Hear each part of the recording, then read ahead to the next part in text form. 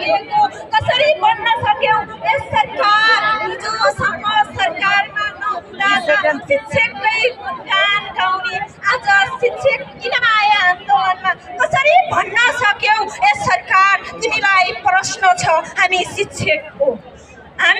हामीले दिएको शिक्षाको संस्कार यति कठोर थिएन सरकार यति निर्दय थिएन सरकार हामीले त अनुशासनका पाठ सिकाएका थियौँ सभ्यताको पाठ सिकाएका थियौँ संस्कार दिएका थियौँ अनुशासनका पाठ सिकाएका थियौँ चेतनाको आवाज सिकाएका थियौँ तिमी कसरी यति निर्दय बन्न सक्यौ यस सरकारमा पुगेपछि यो शिक्षकलाई कसरी धुलोको माटो सम्झियौ यस सरकार तिमीलाई प्रश्न छ हामी शिक्षकको मानवताले भरिएको हिजोसम्मको तिम्रो मन मानवताले भरिएको हिजोसम्म तिम्रो मन आज सरकारमा पुगेपछि ढुङ्गाको मन कसरी बन्यो सरकार हिजोसम्म भोट माग्दा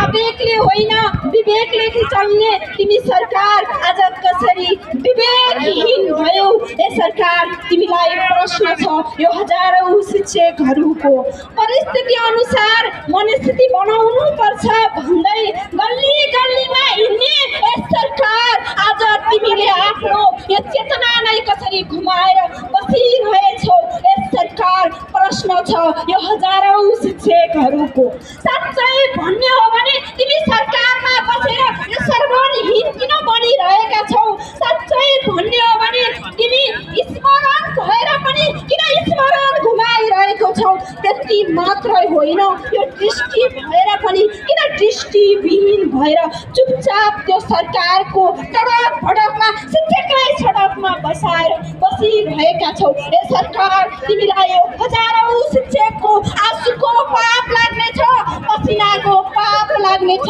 साँच्चै ए सरकार तिमीलाई खबरदारी छ सरकारमा पुगेपछि तिमी किन यति निर्दय बन्यौ सरकार साँच्चै रगत रगतमा छलफलाइरहेको यो शिक्षाको सरकार हामी युवालाई किन मुनामा नै बिगार्दैछौ ए सरकार तिमीलाई यसपछि आफ्नो